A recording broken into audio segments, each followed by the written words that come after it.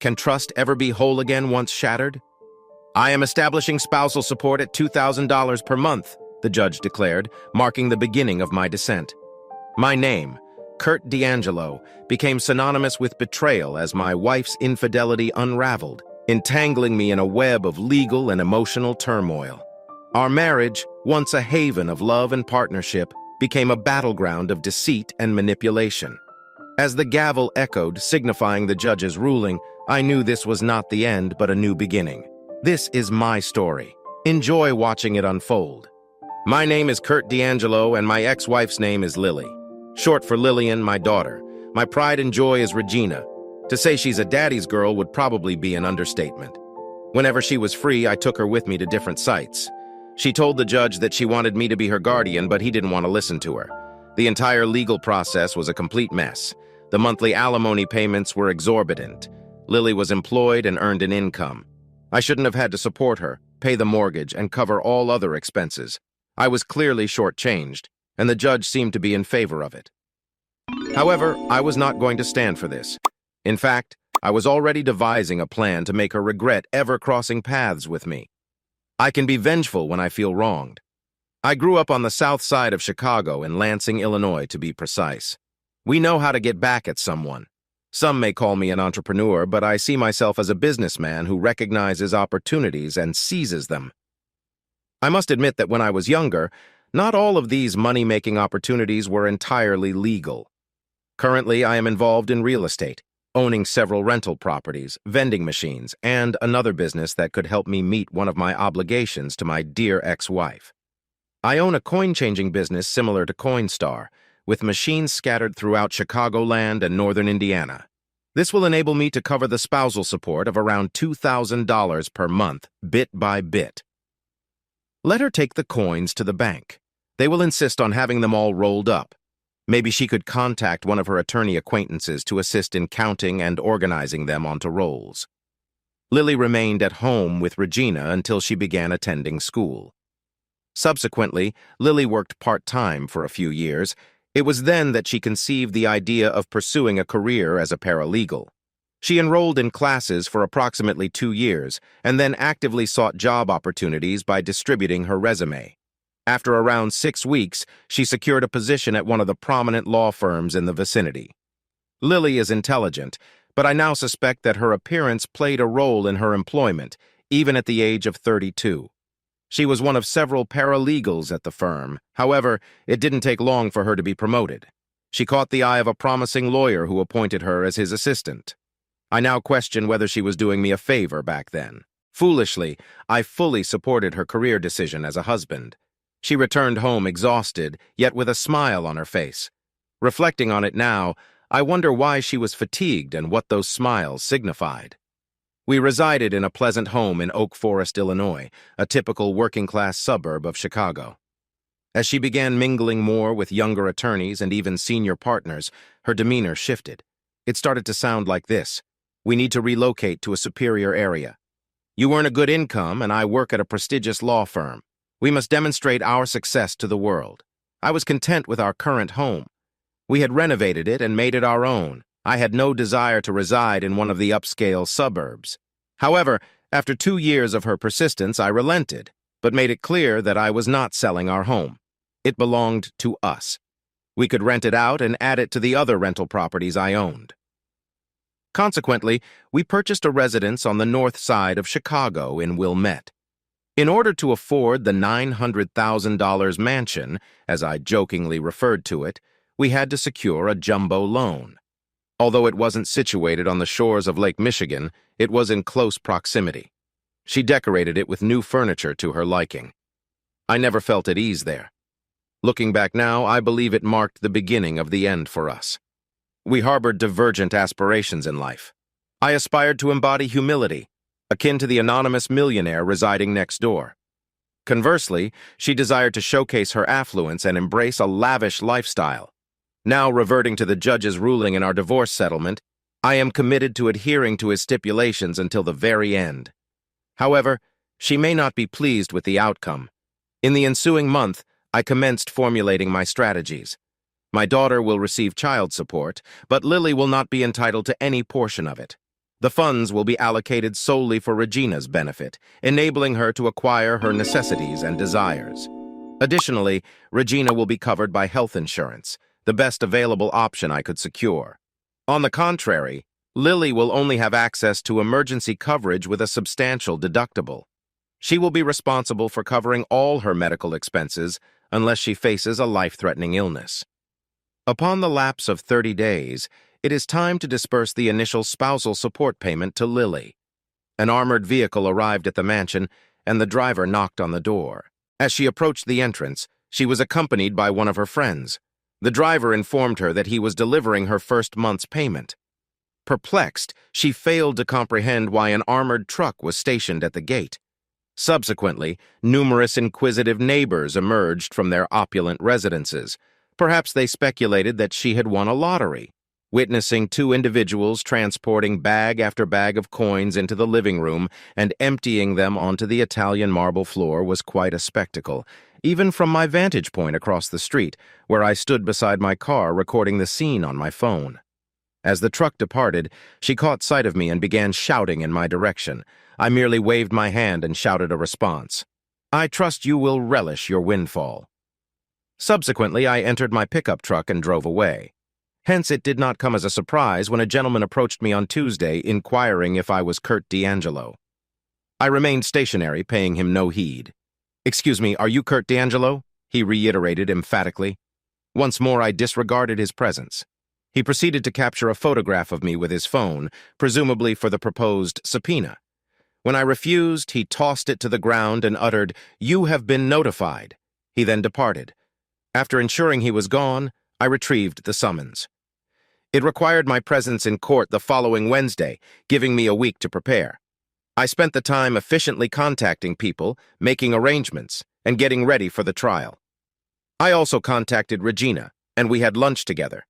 Regina was upset with her mother, unable to fathom her behavior. She reiterated her desire to live with me, but her mother disagreed. I assured her that I would go back to the judge and, if necessary, face the consequences.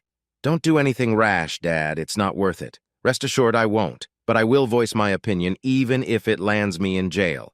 Your mother will be pleased, I'm sure. Don't worry about me. I can handle it for you. I have set up a trust. Uncle Ken will oversee it until you come of age, ensuring your needs are met. Just know your mother won't benefit from this. It's for your well-being, not hers." "Of course, Dad. She doesn't deserve anything," she stated firmly. "This was my daughter. She was strong-willed and growing up fast. Dad, I will accompany you to court and demand to live with you.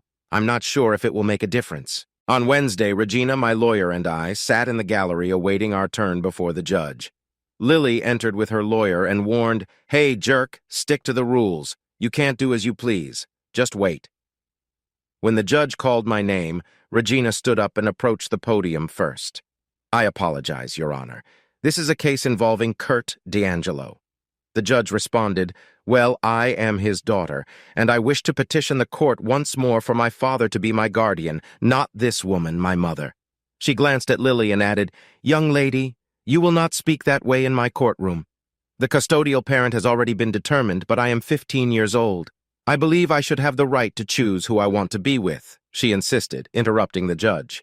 "Well, there were allegations of improper relations with your father, so I ruled in favor of your mother upon hearing this." I glanced at Lily, and a smirk crossed her face. My attorney stepped forward. "Your Honor, we are not aware of any charges, and they were not brought forward or presented to the court at any of the previous meetings. I referred to the psychiatrist's report that I received with this information. I stand by my decision, so this matter is closed. About 4 months ago, Regina was going through a difficult divorce as well as problems at school, so we decided to take her to a psychiatrist. There must have been something in those notes that Lily thought could influence the judge in her favor. I have never engaged in any inappropriate behavior with my daughter. Lily tried to portray me as a pedophile. My blood pressure was rising. I couldn't believe Lily could lie like that, accusing me of something I didn't do. The judge didn't even let me finish. I stared at the judge. He will pay for this. I suppose her law firm was placing bets. Let's see what they all do in the end. My vindictive nature was starting to show. Lily's lawyer spoke. We are requesting the court to find Kurt D'Angelo in contempt of court. My lawyer was almost as heated as I am now. He saw that there would be no justice in this courtroom today. Your Honor, my client has complied with all the conditions of the divorce decree. There are no grounds for disrespect. Your Honor, said Lily's lawyer, Frayne. His monthly spousal support payment was delivered a week ago on Saturday and thrown on the floor of her residence. And what the judge asked, the amount of $2,000 was all in change, mostly pennies and nickels. This caused some damage to the flooring and required a significant amount of time and effort to clean up. My lawyer didn't even wait for the judge's answer. Your Honor, Section 5.1003 of Title 31 of the United States Code states that the coins and currency of the United States are legal tender for the payment of all debts, government dues, taxes, and duties. My client has been diligently meeting his obligations, including spousal support, insurance, home mortgage, and child support payments. Your Honor, stated Lily's attorney, as of today, my client has not received the child support owed by Mr. D'Angelo. Indeed, Your Honor, my client's child support payments are directly provided to his daughter for her needs and expenses. You can verify this with her directly. The judge was taken aback. He turned to Regina, who confirmed this with a smile and a nod. We have ceased issuing insurance and mortgage checks, my attorney explained. I observed Lily and her attorney exchanging glances, attempting to formulate a response. Your Honor, he argued, the method of payment in coins has caused significant inconvenience for my client. Could we request that future payments be made by check instead? The judge managed to interject with a reasonable question before anything else could be said. My attorney addressed the court, Your Honor. Before proceeding further, may I pose a few questions on this matter?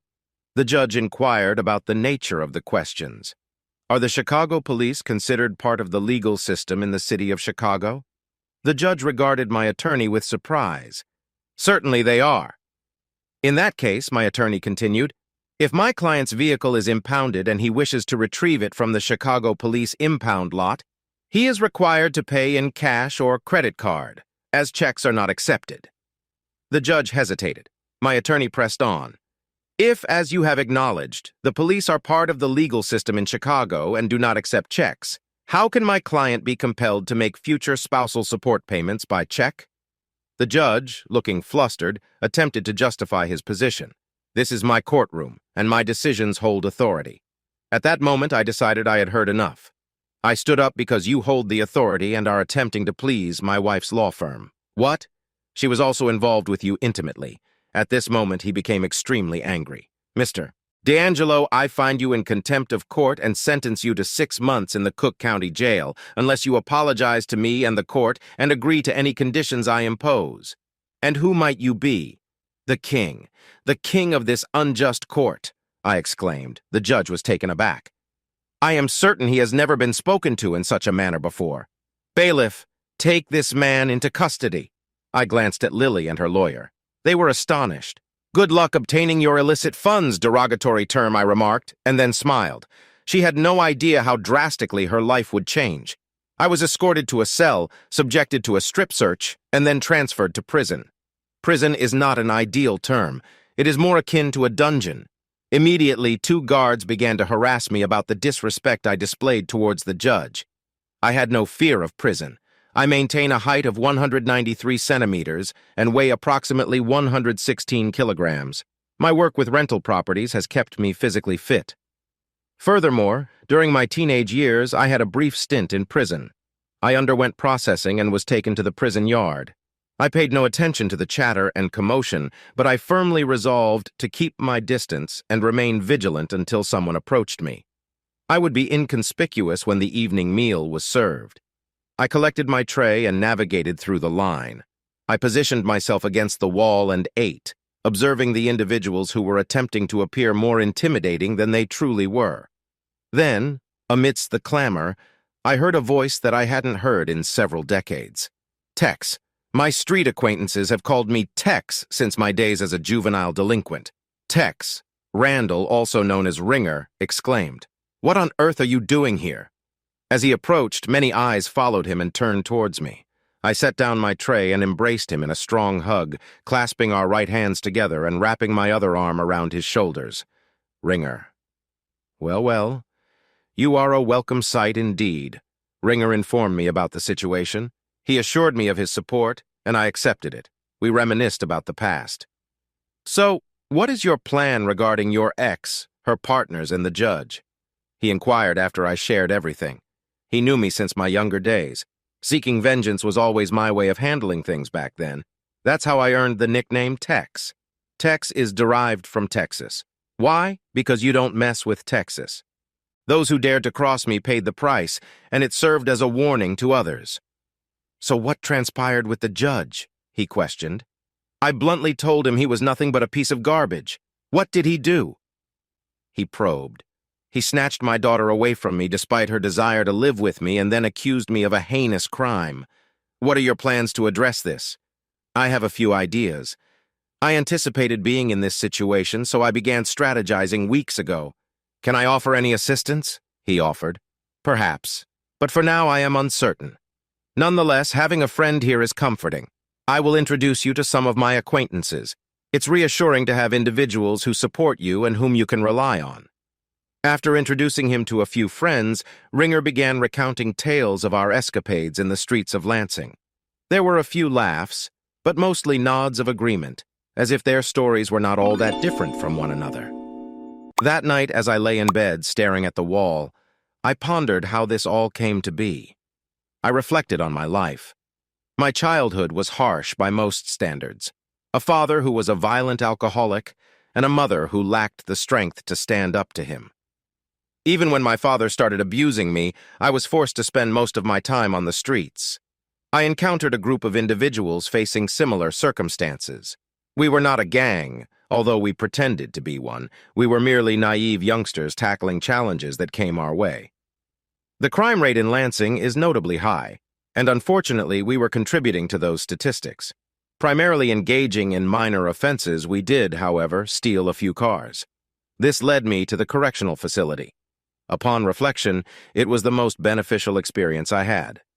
Undoubtedly, it was challenging, yet it provided me with an opportunity to contemplate the trajectory of my life. I made a promise to myself that I would strive for something meaningful. Upon my release, I transformed and began outlining my future plans. By the age of 20, I had accumulated sufficient funds to purchase the neighboring house that had been repossessed. That was the initial property I renovated and subsequently rented out by the time I turned 22. I was at a nightclub hoping for a stroke of luck. The name of the club escapes me. It underwent numerous name changes over the following decade before being demolished to make room for condominiums. I considered myself fortunate that night, or so I believed at that moment. I crossed paths with Lily. We hit it off immediately. Her background was vastly different from mine. She had recently relocated to Chicago to reside with a friend, having grown up in Seymour, Indiana. Seymour is a quaint Midwestern town. Her upbringing in a small town shaped a 21-year-old woman with a perspective on life that I found appealing. They say opposites attract. A year later, we tied the knot, and a year after that, Regina was born, named after Lily's mother. I acquired a property in Oak Forest with the intention of selling it, but upon seeing it, Lily adored it and desired to make it our permanent residence. Over the subsequent decade, we dedicated our efforts to transforming it to our liking. Those were the most fulfilling 10 years of my life. We collaborated on home improvement projects, witnessed our daughter's growth, and hosted gatherings for our neighbors. It epitomized the American dream. However, Lily secured a position at a law firm, and gradually everything began to change, particularly her outlook on life. The simplicity of our previous life no longer resonated with her. She insisted on having luxurious clothes, jewelry, and hosting neighborhood barbecues, which eventually transitioned into dining at expensive restaurants, often accompanied by colleagues from her law firm. She also started making disrespectful remarks about the residents of Chicago's South Side. Despite being aware of the area's reputation and reality, she, a country girl, behaved as if she were superior to everyone else. Our disagreements escalated due to her haughty demeanor. Shortly after, she persistently tried to persuade me to relocate to the North Side. 3 years ago, we made the move. While the school system was undeniably better, Regina encountered the snobbish attitudes of her peers from the North Side. This made her school life unbearable. She repeatedly expressed her desire to return home, a sentiment I shared. However, Lily remained adamant about staying where she was. The incident that marked the beginning of our divorce occurred on a typical evening during that period. Around 6:30, she phoned to inform me that she was attending a dance with other paralegals from her workplace. Suspicious, I tracked her phone and decided to check on her. I discreetly observed her from a distance. She danced with men from the club who treated her as if she were available to everyone. They engaged in kissing, touching, and other inappropriate behavior on the dance floor, stopping short of intercourse. At approximately 9:15, I excused myself to use the restroom. While occupied in a stall, I overheard two men entering. "Damn, Joe, you're a legend." Lily was all over the dance floor. "I thought you were going to seal the deal right there," one of them remarked. "Yeah, she's quite the wild one." "And she knows how to please," the other replied. "She mentioned coming over to my place tonight. Finally, we can have a proper night together. Not just a quickie in the office or my car," he continued. "It's good for instant gratification, but nothing beats a full experience," the first man agreed. "Well, tonight we're in for a wild ride," he boasted. "Maybe it will be my turn next weekend," the second guy mentioned as they exited the restroom. The conversation seemed more genuine than mere boasting. I emerged from the restroom a minute later to witness her in the arms of one of the guys, passionately kissing on the dance floor. Around 9:30, she messaged me, explaining that she had consumed too much alcohol and didn't feel safe taking a taxi so late. She informed me that she planned to spend the night at Paula's, another paralegal from her office. I responded, "That's fine." She replied, "Sorry, she will be sorry." I observed her leaving the club hand in hand with a young lawyer from her office. I trailed them.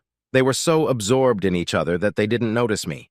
They entered his Lexus and engaged in intimate activities for a few minutes. Initially, I felt enraged, but then my Southside vindictiveness took over, and I composed myself, formulating a plan. Subsequently, I followed them to his residence. Upon their arrival, I informed Regina that we were leaving and she should pack her belongings as we wouldn't be returning. She seemed delighted, but inquired about her mother. I reassured her that others would take care of her now. Regina comprehended my intentions perfectly. It took us approximately 3 hours to load everything into the back of my pickup truck. Fortunately, our vacant house in Oak Forest provided us with a place to go by around 11. The following day, Saturday, she called me on my cell phone. "Kurt, what's happening? Where are you?" I responded simply, "Home." It didn't take her long to grasp the situation. "Why?" she inquired, fully aware of the reason. "I don't know you anymore, and I don't want to." "Where is Regina?" I replied. "With me. She doesn't want to stay with you in that house anymore." She acknowledged, "I know." Uncertain if I was aware of her boyfriend, she hesitantly asked, "Come on, Kurt. My company will devour you." "That might be true," I replied. "However, in the end, I will emerge victorious. You have not yet witnessed the full extent of my wrath in the upcoming 6 months." She showed no interest in reconciliation. She even informed me that she was meeting with one attorney or another. I remained indifferent. There was no turning back. I had to win Regina back. Regina needed to return to school. Regina informed me that Lily was out almost every night until at least midnight. Furthermore, she mentioned that Lily constantly criticized me, claiming that I lacked sophistication, and that Regina should aim to marry one of the wealthy boys from her school to live a life of luxury for the rest of her days. Regina always defended me and expressed her desire to return to Oak Forest to my mother. Now I find myself incarcerated, and Lily probably believes she has won. While I may be behind bars, I will strategize. I wonder if she considered how she would manage the mortgage, health insurance, and naturally, alimony. She likely assumed that a few days in prison would bring me to my senses. No, it will only provide me with more time to plot and execute my vengeance. An incident occurred on Thursday afternoon that will alter the destinies of numerous individuals, some of whom I will never encounter. The 2 former guards instructed me to accompany them. I was escorted to a video conference room. I inquired, "What does it signify if I have to speak with a judge?" "I demand my attorney's presence," I stated. They ushered me into the room. "Sit down. You will not address the judge, but you will be sentenced." They shut the door, and I began shouting for them to release me. Approximately 10 minutes later, I found myself frantically moving around the room when suddenly the door swung open and the guards allowed 6 prisoners to enter. Aware of their intentions, I was determined to do whatever it took to prevent their plans from unfolding. I sternly warned them, "Do not underestimate me. You will regret this." One of them approached me, and without hesitation I struck him directly in the nose. In response, they all lunged towards me. I fought back, using a combination of swings, kicks, elbows, and strategic maneuvers to subdue them against the walls. Then, the largest one, towering 15 centimeters above me, caught me in a chokehold. Despite the struggle, I continued to fight until I eventually lost consciousness. When I regained consciousness, I found myself in the infirmary, covered in blood, bruises, and experiencing intense pain. I knew exactly what they had done. It was their way of asserting dominance, and this was how they achieved it. As the morning light streamed through the window, I realized that I had been out all night. When the nurse approached me, I glared at her with a deep-seated hatred. It was a hatred for the entire system that had torn my child away from me, forced me to pay exorbitant amounts so that my ex-wife could live luxuriously in a mansion, and ultimately imprisoned me to teach me a lesson. The nurse met my gaze and spoke, "I am here to assist you, not harm you. You have suffered severe injuries from a fight, but we both know the truth. I was bound, rendering me unable to move my arms and legs," she continued. "I can either help you recover, or you can remain here and endure further suffering." There was no distinction between the two options. Perhaps she didn't even need to utter those final words. She genuinely wanted to help. I attempted to muster a smile and apologized, acknowledging the trauma I had experienced. The nurse left momentarily but returned with a tray of breakfast. She freed one of my hands and I expressed my gratitude, saying, "Thank you." She replied, "It's my pleasure." As I sat there eating my meal, a realization dawned upon me. "May I ask you a favor?" I inquired. She responded, "That depends on the circumstances." I explained, "One of the prisoners, Randall Turner, is a childhood friend of mine. Can I request for him to visit me?" Her response was, it transpired, that she successfully obtained permission to visit Ringer later that day. He unexpectedly walked in on me while I was in his presence. He uttered an expletive. He knew I wouldn't let it slide. I recounted the details of the 6 men and 2 guards who had harmed me. "I need to know the full names of all 8 individuals, not just their nicknames." He repeated the expletive. "And what do you plan to do? An eye for an eye, with a twist." He discerned the meaning behind the look in my eyes. He understood that it wouldn't be pleasant, and that innocent people would suffer. "I'll try to obtain the information," he said. "What do you need me to do?" "Just this," I replied. "I'll take care of the rest." We continued our conversation. Then he was escorted back to his cell. Sleep that night was fitful. I couldn't find comfort, bound to the bed. The following day, Ringer returned with a list. He inquired once more, "What comes next?" "The less you know, the better," I responded. He muttered the expletive again. The next day, which happened to be Sunday, brought both good and bad surprises. Lily arrived and brought Regina along. Lily was the first to speak to me. "So, I see you're getting along with your fellow scum," she sneered. "What the hell do you want?" I growled. "Regina insisted that we visit you. Are you ready to apologize and be reasonable?" she asked. "Not a damn thing like that," I retorted. "And what's all this nonsense about me and Regina? You know I would never do anything to her." "How should I know?" she replied. "She has an unusual fondness for you.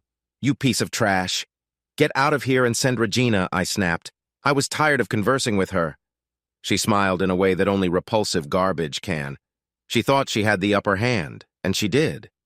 She was merely adding fuel to the fire that would consume her when they brought Regina in. She began crying upon seeing me, all bandaged up and lying there. "Honey, don't cry. It looks worse than it is," I reassured her. "Dad, I was frightened to witness you in such a condition. You appear as though you have been in a terrible accident. Please do not concern yourself with me, my dear.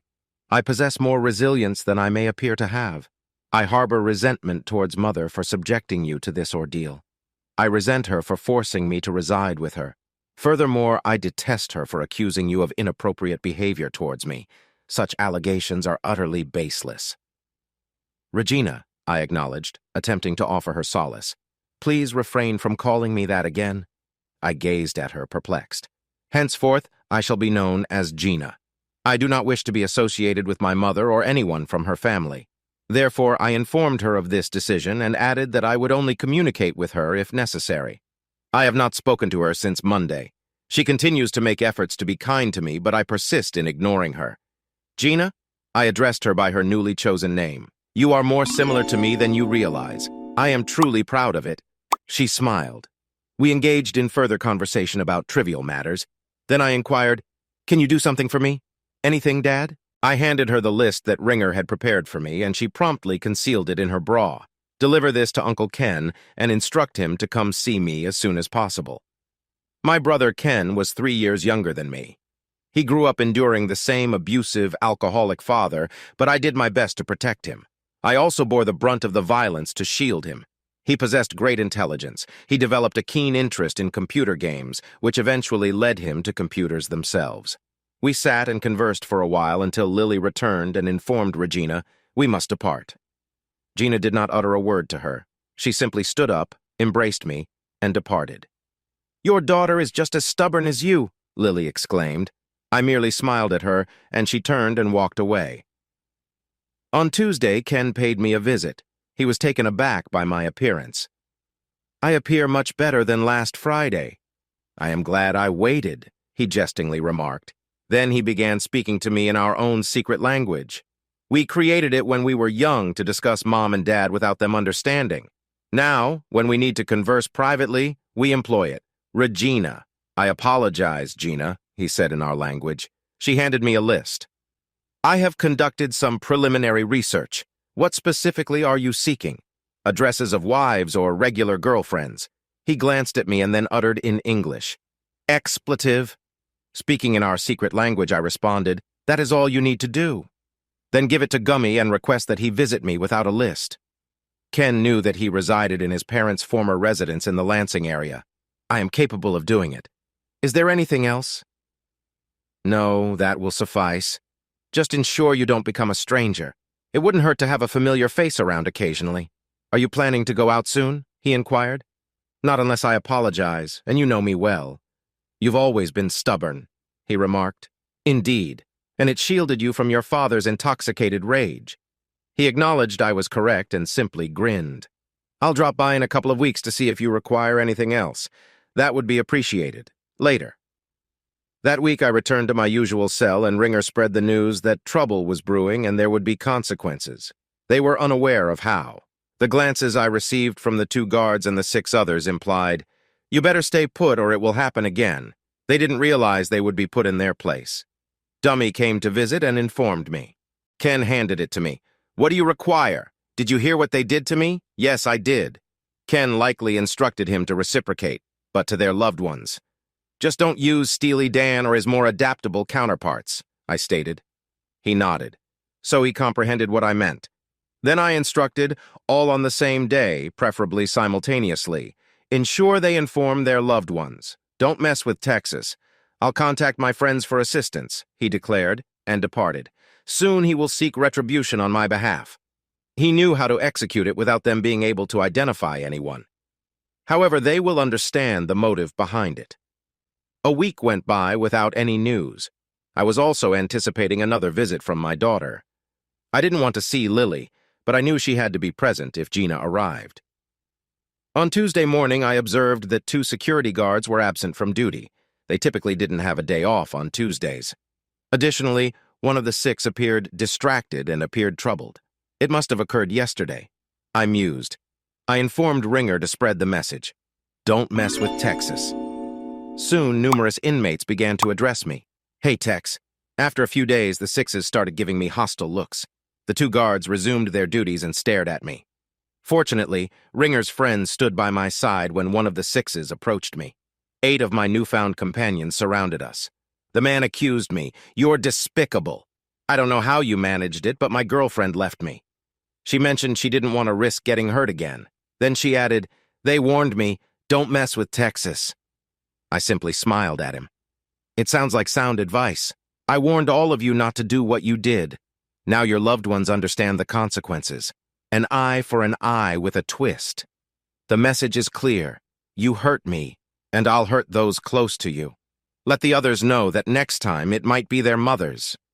His eyes widened and he rejoined his friends. Shortly after, 2 guards came up to me. Who do you think you are? We'll make your time here a living hell. Well, then I suggest your wives prepare for the treatment they gave me. They might even enjoy it afterward.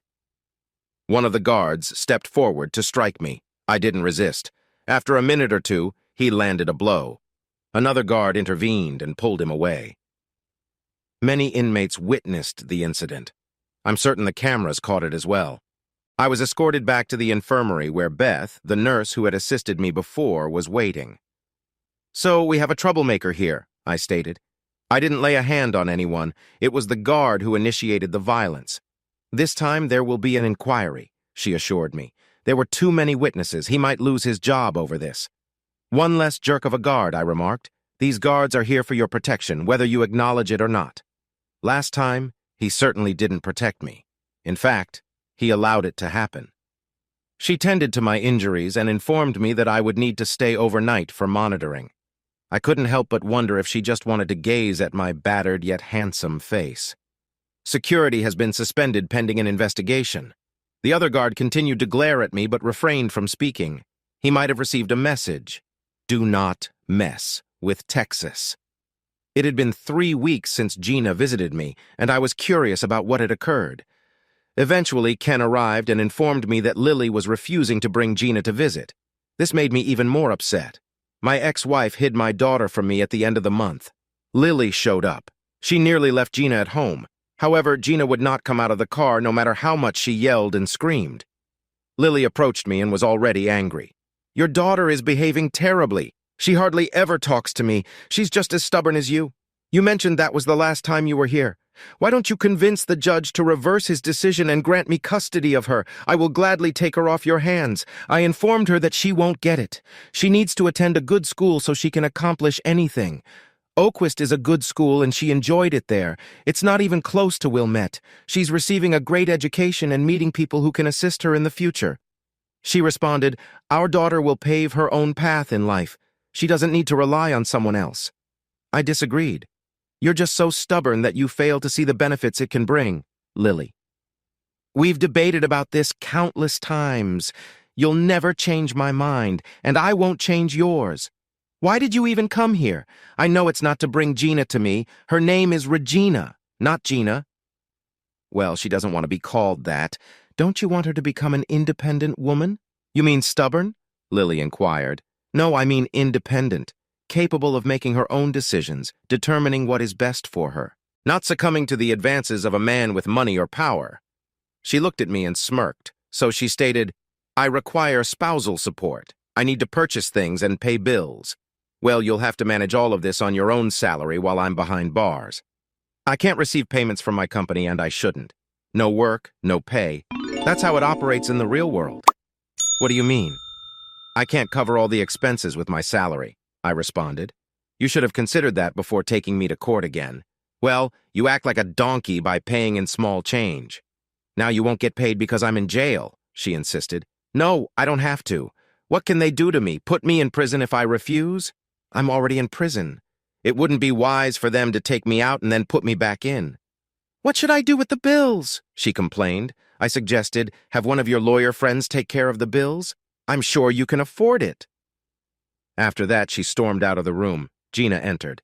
I was relieved to see her. You really upset her, she remarked. She expects me to keep paying her alimony while I'm in jail. Good luck with that.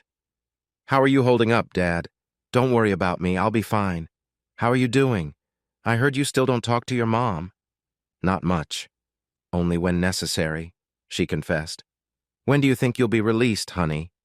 I won't apologize to that jerk of a judge, and I'll only apologize if he sends you back to me. I doubt that will happen anytime soon. I might not leave until my 6 months are up. I understand, she said sadly. Next month is my birthday.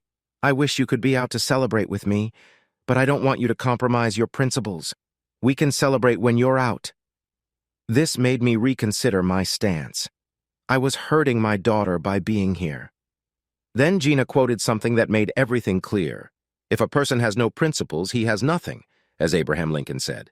Important principles should be steadfast, she cited. Where did you hear that? I inquired. From my counselor, Alex. I'm sorry. Dr. Hodges is at school. It was comforting to have someone to talk to about all this. Some of my teachers noticed my grades dropping and arranged for a psychologist to speak with me. It also helped me deal with my mother, even though we still don't talk. It is logical for a school system like Wilmette to have a doctor of psychology as its student counselor. These affluent students may not feel comfortable talking to a regular school counselor. I mentioned to Gina that her mother also appeared upset with her. Yes, she's starting to bother me. I just ignore her. I think it makes it worse, but I don't care. Well, in another couple of months, she will have to start looking for housing. The bank will not allow the jumbo loan to go unpaid for too long. I predict that within 3 months, her mansion will be foreclosed on. But Dad, if the house gets foreclosed on, won't that ruin your credit history?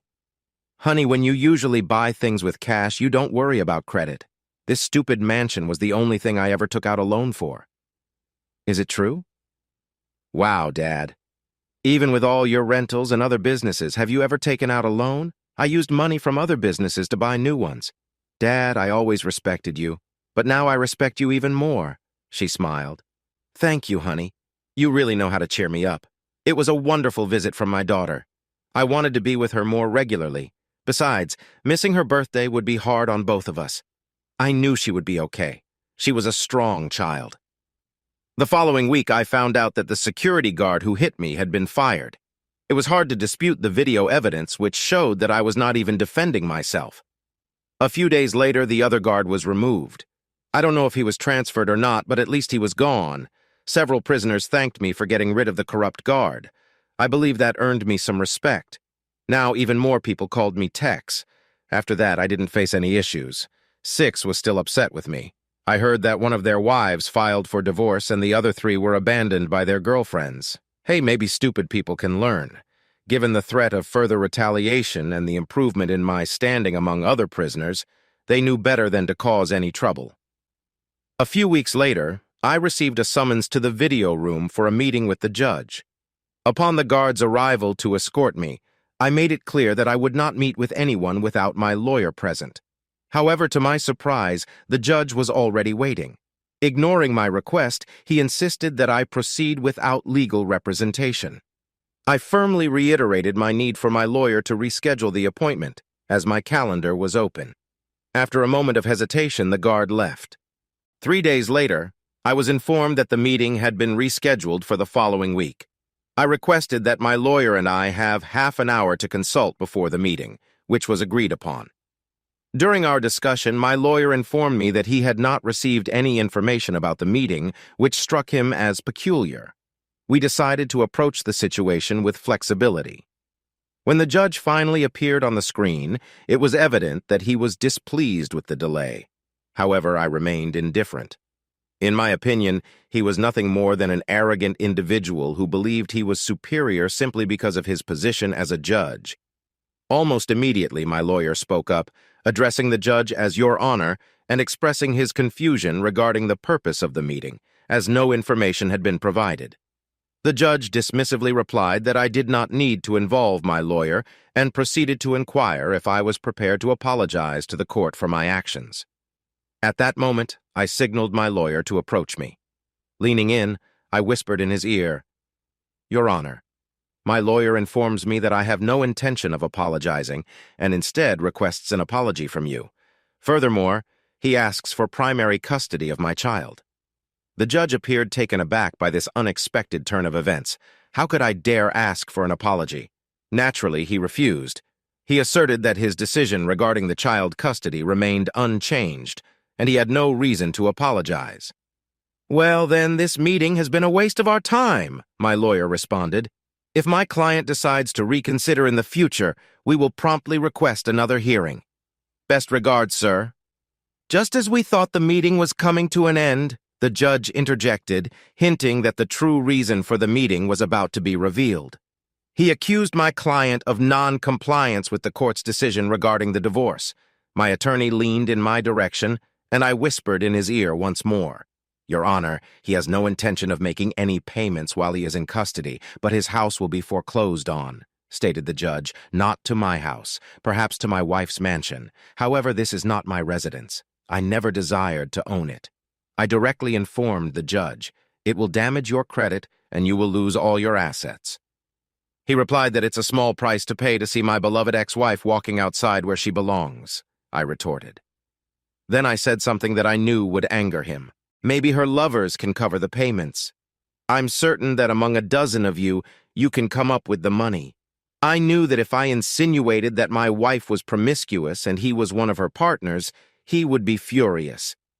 You're a worthless piece of trash from the South Side. Who do you think you are talking to? I cut him off as he was about to continue. I believe I am speaking to the one who took communion with my wife's body. If I am mistaken about this, I apologize. I simply cannot comprehend why someone who is not involved cares so much with these words. I stood up and walked towards the door to be escorted out.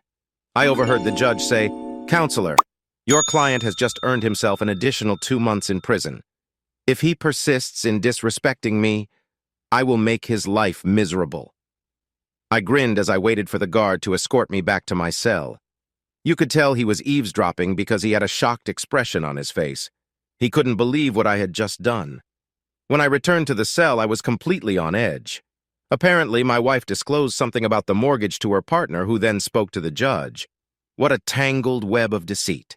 Their time will come soon. The next Sunday, Lily couldn't resist visiting me in prison. Fortunately, Gina found out and insisted on accompanying her.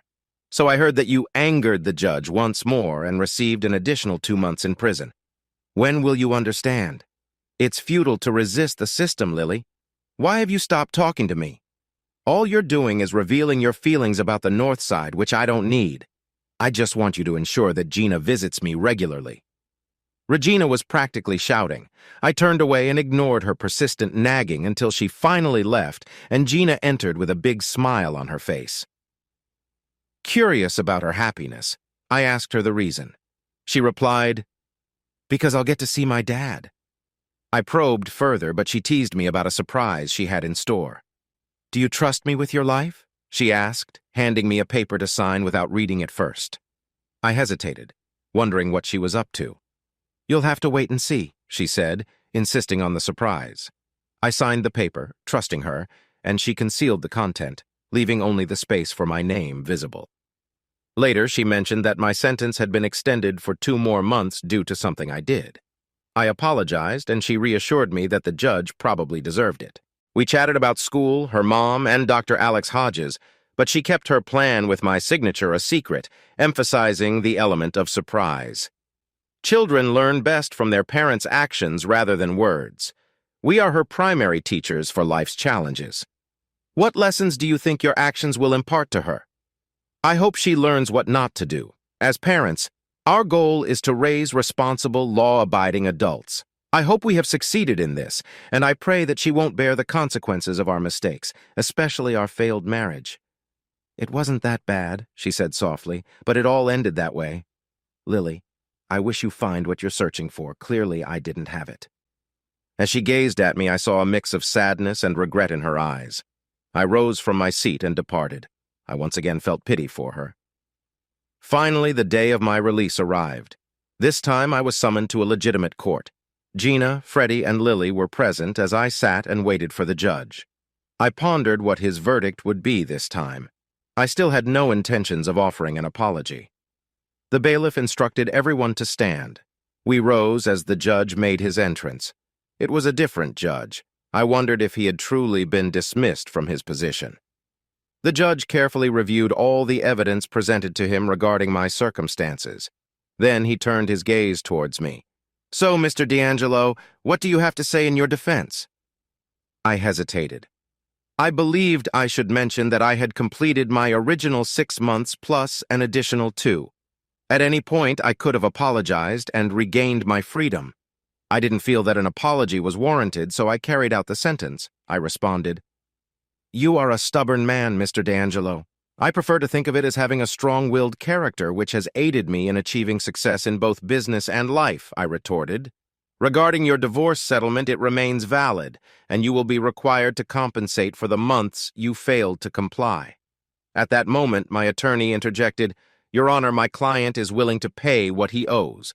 According to our calculations, the amount is just under $20,000.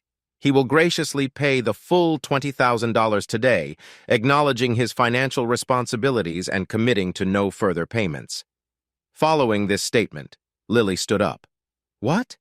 You owe me more and must continue payments until Regina reaches 18, she informed the judge. "I will personally review all transactions in my courtroom." "So, counselor, how did you arrive at this sum?" "Your Honor, my client fulfilled the initial spousal support installment, mortgage, and insurance payments, as well as providing for his daughter.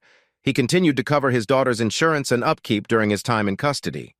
Due to his unemployment, he was unable to make spousal support or mortgage payments to his ex-wife. Now that he's able to work again, he can begin earning a living." The judge carefully reviewed the figures. Your client had been imprisoned for 8 months. The spousal support alone would have totaled $16,000, not to mention the mortgage payment.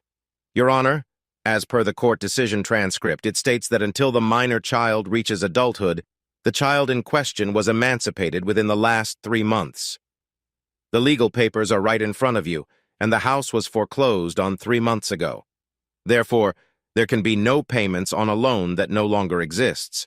The information presented indicates that the debt amount is $19,000 each, so he will gladly pay her the full $20,000 and will consider his relationship with her terminated in all aspects. He examined the transcript and then glanced back at our calculations. He seemed puzzled about how to circumvent what was clearly stated in black and white before him. "I will need to conduct further research, but if the information you provided is accurate, then I will accept that sum." He then turned to Lily and me. "Do you have a child together?" "Yes, she is legally an adult in the eyes of the court. However, she is still a teenager with typical teenage issues and requirements. Both of you need to be civil towards each other so she can continue to grow in a healthy manner. Everyone should treat each other with respect." Directing his gaze at me, he added, "And you must also show respect to others involved in the circumstances that led to your divorce. Can I have your assurance on this, Mr. D'Angelo?" "Yes, Your Honor."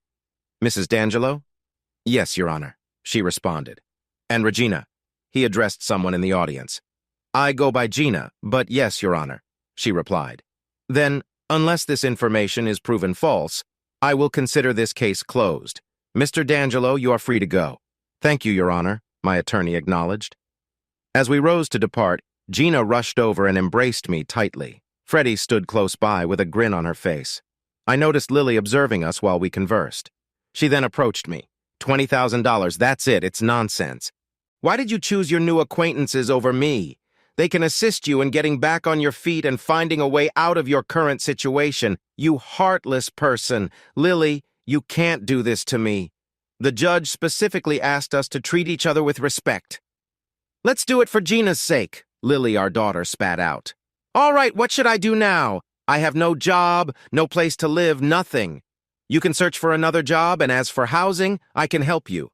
I can provide you with accommodation in one of my houses free of charge for 6 months. This way, you can focus on getting your life in order." "You want me to move back to the South Side?" she complained. "It's rent-free."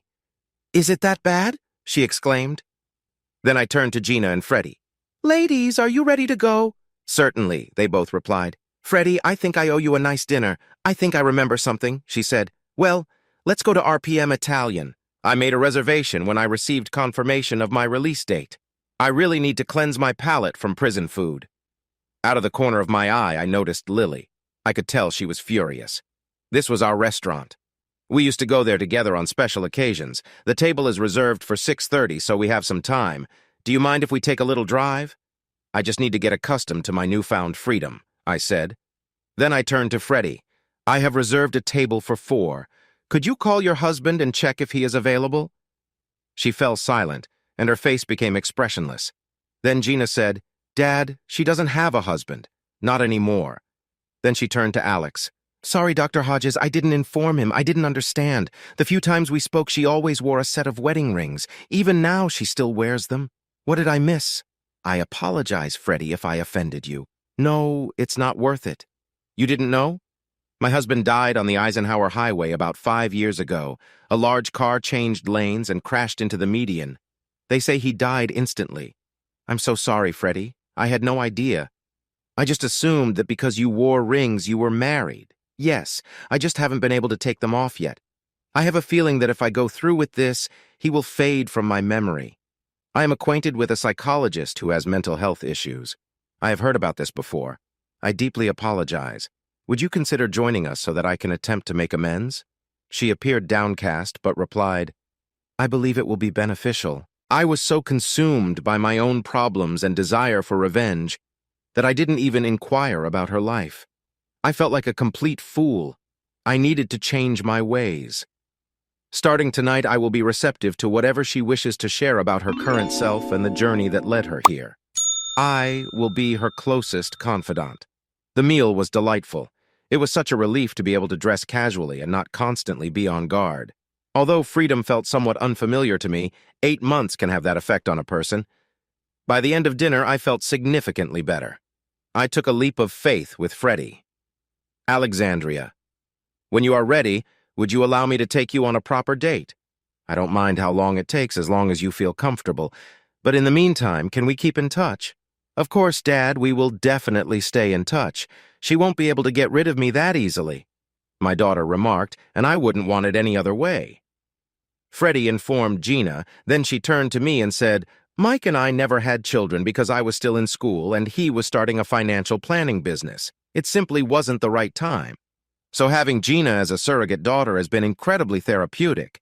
I hope you don't object. After everything you have done for both of us, I wouldn't mind, I replied as we exited the restaurant. Gina added, I hope you like the appearance of our old house. Anything will be an improvement compared to where I have been living for the past 8 months.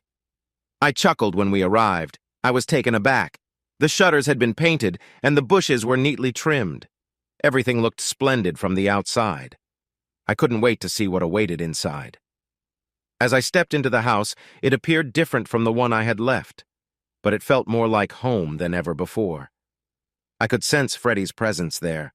I know it may sound cliché, but tears welled up in my eyes. Kurt, I overheard Freddie mention that the hardened criminal was in tears. I quickly wiped my own eyes, feeling a sense of familiarity in this environment. Alex then spoke up, catching my attention. She said, I think I'm ready. Confused, I looked at her, only to see her remove her rings and smile at me. Unable to resist, I smiled back and we embraced. The consequences of the events leading to my divorce had caused the downfall of 10 lawyers, 4 paralegals, 6 politicians, and even a judge, affecting their careers and marriages. I apologized, expressing my regret that I wouldn't be present for her 16th birthday, but assured her that I would have a surprise gift for her when she next visited me. Curious, she asked what it was, to which I replied that it was a surprise, hinting that we both had surprises in store. As our visit came to an end, I asked Gina to invite Greg to join me. Greg had always been my trusted companion, assisting me in all my business matters. Gina agreed, saying, Of course, Dad. Realizing that my time in jail was imminent, I gave Greg specific instructions, hoping he would be able to carry them out. Now I had another task for him, a surprise for Gina's birthday. Later that week, Greg visited me and informed me that he had been able to accomplish much of what I had asked for. I then requested him to prepare the birthday surprise for Gina. He looked at me, seeking confirmation, and I assured him that it was the perfect gift for her.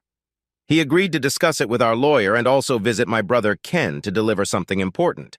I trusted Ken to know what to do with it, and if he had any questions, he could come to me. Otherwise, he was to go to Gummy. Greg nodded and left. A smile adorned my face throughout the day. Gummy understood my cunning nature and would seek revenge on my behalf while I remained guiltless in prison. By the end of the month, my reputation among the inmates had grown. The guards must have shared how I had dealt with the judge, and like any other organization, the rumor mill spread the news among the prisoners. Soon, everyone began referring to me as Tex. Additionally, towards the end of the month, I received a visitor. As I entered the room, I saw Lily sitting there. I was on the verge of departing when she uttered, Kurt, please halt. I need to speak with you. I have no words for you, Lily. Our home is on the verge of being lost. You must provide me with some funds to prevent the foreclosure, she implored. "This is your residence, Lily. I never desired it, but you persisted until I relented. This house holds no significance for me. Moreover, in a declining market, we lack any equity in it. Let the bank seize it. Kurt, you cannot do this. You must assist me. Seek help from your acquaintances. I am certain they possess sufficient funds. Then you can truly reveal your true colors. Why are you subjecting me to this?" She wept. "Why did you fabricate a story and inform the judge that I was harming our daughter?" She was at a loss for words. She acknowledged that she had mistreated me. She burst into tears, and I departed. I felt relieved that all of this was pouring out of me as I was escorted back to my cell. The guard received a call and was instructed to bring me back.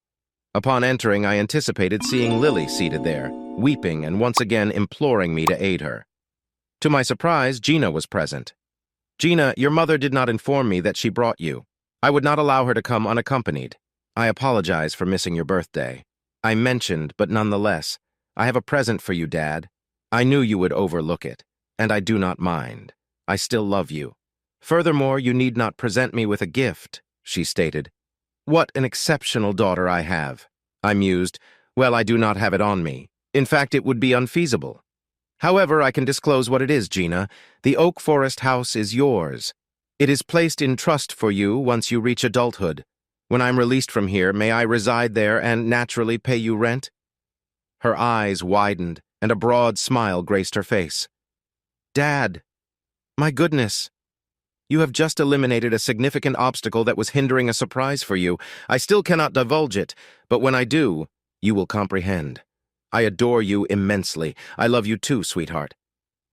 I was perplexed by the mystery of what this surprise could entail. It must be related to our house. Not the grand days I returned to my cell, a grin spread across my face, a result of both the heated exchange with Lily and the pleasant chat with Gina. The other inmates exchanged curious glances, aware that a smile in that place usually meant trouble. One day, Gummy paid me a visit. Everything was set in motion. Videos featuring my wife, her colleagues at the law firm, some of whom were married, as well as the prostitutes who entertained most of the firm's lawyers, along with promising Democratic politicians and a certain judge I was familiar with, were all prepared. They all boasted about being untouchable and above the law. Interestingly, people tend to overlook hired help. Cleaners can move around freely. For someone who does the mundane task of cleaning offices after hours, money talks. A year of free rent speaks volumes. We simply requested them to install hidden cameras in conference rooms and offices. I knew I would have ample evidence to disrupt several lives. Anonymously, my brother posted the videos online with the caption, "Don't mess with Texas." They would be shared on strategic websites and sent to all news outlets and tabloids in the state. Various publications would eagerly await the opportunity to sensationalize the situation. Politicians and lawyers would scramble to mitigate the fallout. I smiled. In a week, I would inform the others about the impending chaos. It was imperative. A broad smile remained on my face as I made my way back to my cell, the guard noticing and realizing that I had just spoken with Gummy. "Oh no," he muttered. I simply nodded, my smile widening as the video footage was released. Lying on my bunk, the buzz of excitement rippled through the prison. Apparently, the news had somehow reached our little corner of hell. People openly started saying, "Don't mess with Texas." Shortly after, a large man, one of the 6, entered my cell. "You're a bad asshole. I'm sorry for what I did to you. I warned everyone not to mess with me, and now they regret it. I reciprocate kindness with kindness and violence with violence. I hope you accept my apology. Just because you're big doesn't mean you can't be hurt." He nodded and left. 3 days later, I was summoned before the judge. My lawyer was on his way, and we waited in the video room to connect with the judge. "I wonder what's the matter," he said with a grin. "Only time will tell," I replied with a grin.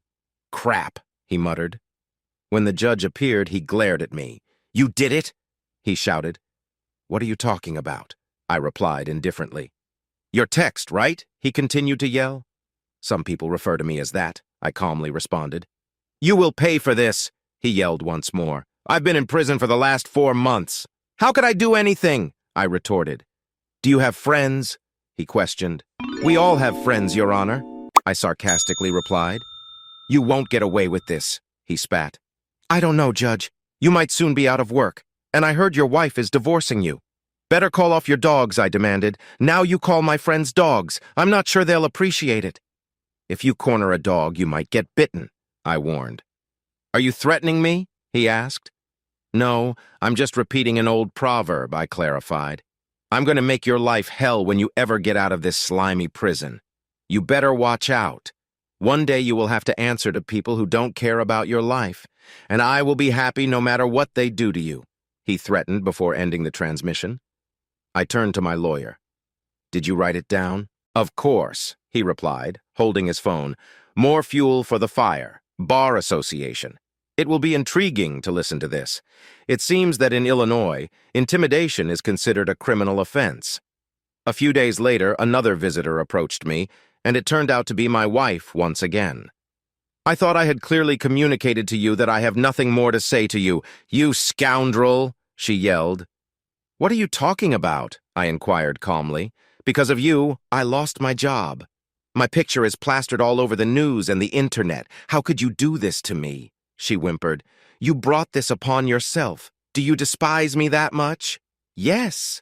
And all your lawyer friends who believe they are superior to everyone else, I retorted. I continued. When we first met, you were a charming, small-town girl with a wonderful personality, and now you've turned into a self-centered woman from the upper city, who loves no one but herself.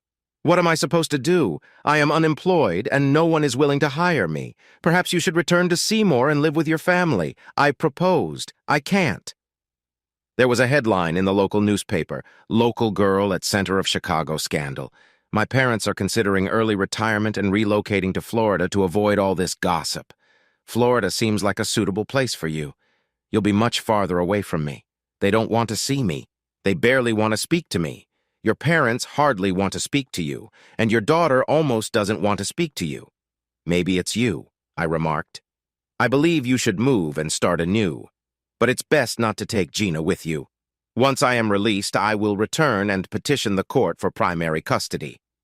Given your reputation, I think they will reconsider your suitability as the best moral example for an impressionable girl.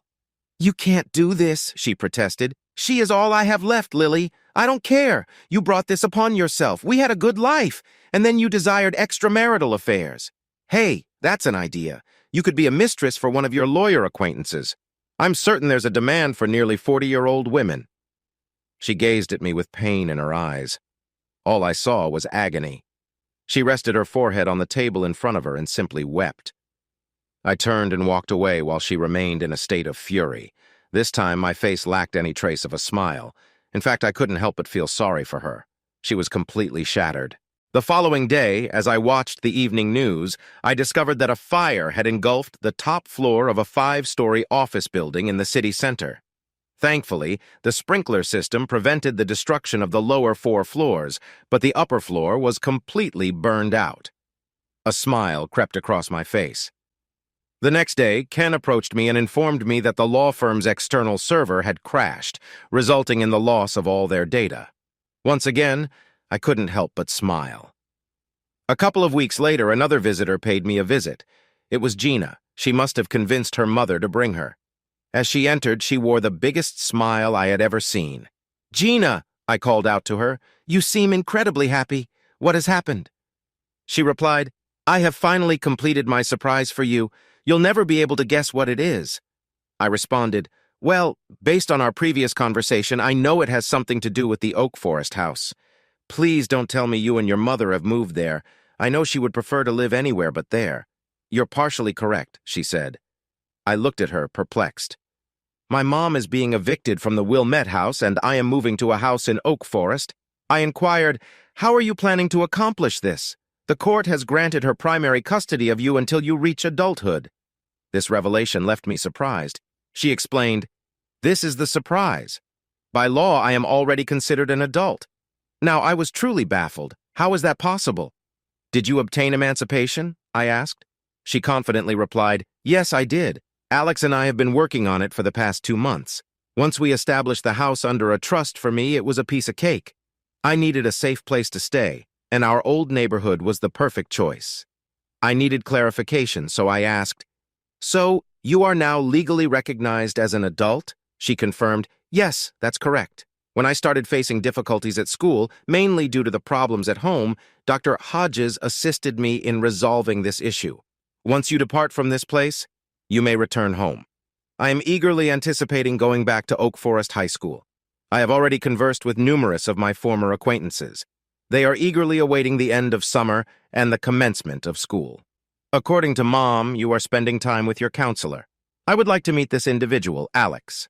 I expressed my concern about an older gentleman paying excessive attention to my daughter. Fortunately, you are fortunate. Alex is currently here with me. I was genuinely starting to worry. Does he drive around Chicago? I will return shortly, she stated, making her way towards the exit. I needed to evaluate the situation. How can I tactfully inform Alex that he is crossing a boundary when it comes to his intentions towards my daughter? I did not want to upset my daughter, but I desired to instill a sense of fear in him. When Gina re-entered the room, she was accompanied not by a man, but by an incredibly attractive woman with dark hair. She greeted me with a smile that seemed to say, "How are you doing?" I examined her more closely. "Freddie. I haven't heard that name in about 20 years. She replied, "Freddie, or more accurately, Alexandria. Frederica was from my neighborhood. She didn't associate with my group, but we attended the same school." Gina looked at both of us with confusion. "Dad, how do you know Dr. Hodges?"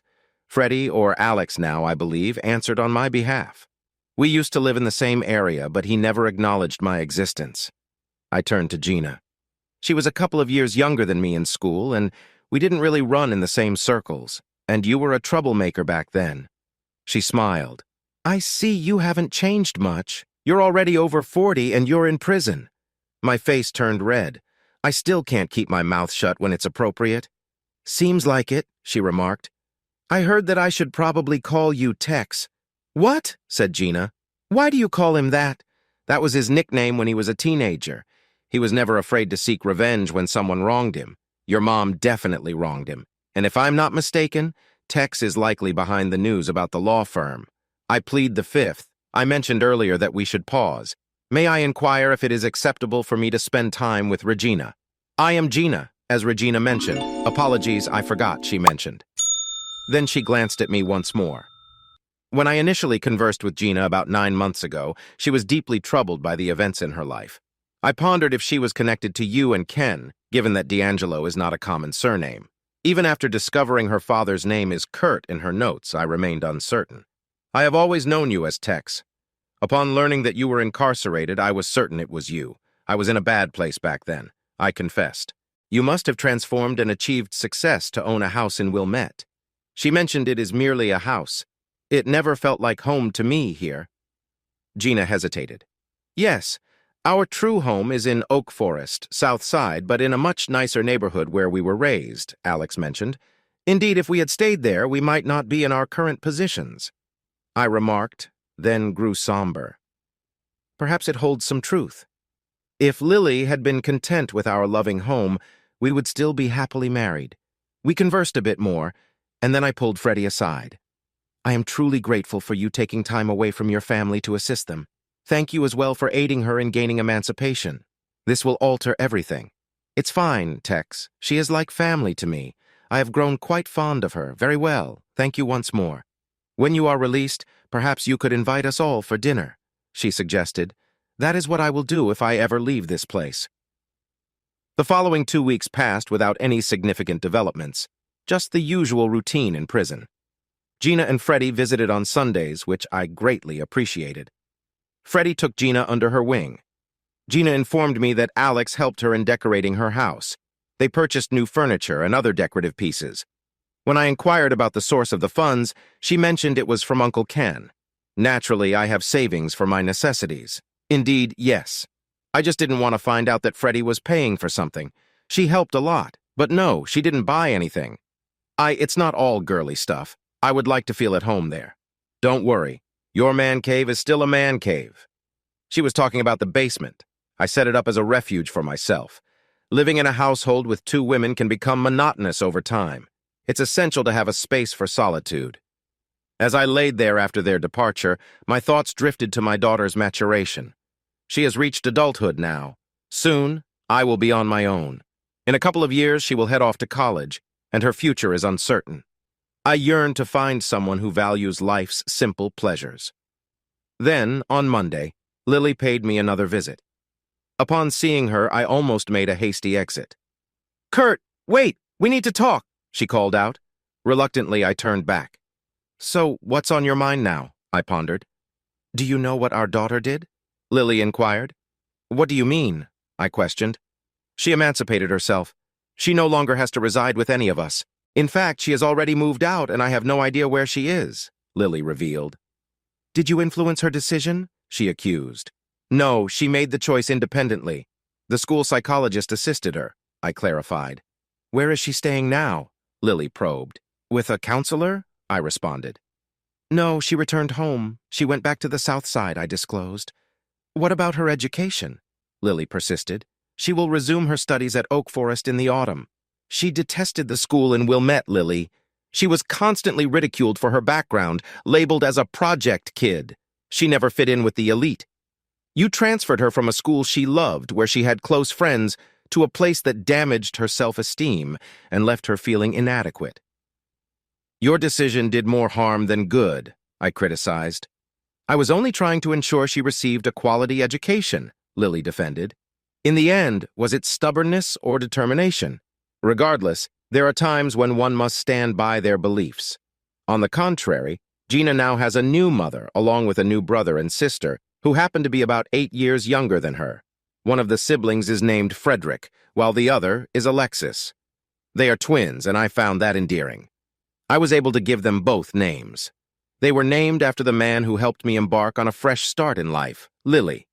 She eventually married a wealthy lawyer, achieving what she desired. I believed we had everything: a loving family, a beautiful home in a pleasant neighborhood, a healthy child, and a successful business that didn't demand much capital. For me, it seemed like we had it all. However, for her, there was one thing missing: status. Now, she has attained that status. She is wedded to a wealthy lawyer residing in a grand mansion in Gwinnett. Additionally, she has a spouse, a misogynist who doesn't truly love her, but keeps her around solely for the sake of maintaining the facade of a stable family life. I sincerely hope she finds happiness. Kurt D'Angelo, following a tumultuous divorce from his wife Lily, during which the court favored her, was sentenced to 6 months in jail for contempt of court. While incarcerated, Kurt decides to seek vengeance against his ex-wife and her circle, whom he believes destroyed his life with the help of acquaintances. He orchestrates the release of incriminating videos featuring Lily and her colleagues, resulting in the downfall of their careers and reputations. Meanwhile, his daughter Regina Gina seeks emancipation with the aid of school psychologist Alexandria Alex Hodges, who turns out to be a former acquaintance of Kurt. After serving 8 months in prison, Kurt is released and discovers that Gina has taken up residence in their former home, a gift from him. Kurt reconnects with Alex, who reveals that she became a widow 5 years ago. A mutual attraction blossoms between them. Kurt eventually marries Alex, and they welcome twins into their lives. Lily marries a prosperous lawyer but appears dissatisfied in her new marriage. Kurt discovers contentment in his new family. This story pales in comparison to the following one. If you are not yet 18, it is strongly advised not to consider listening to the next one.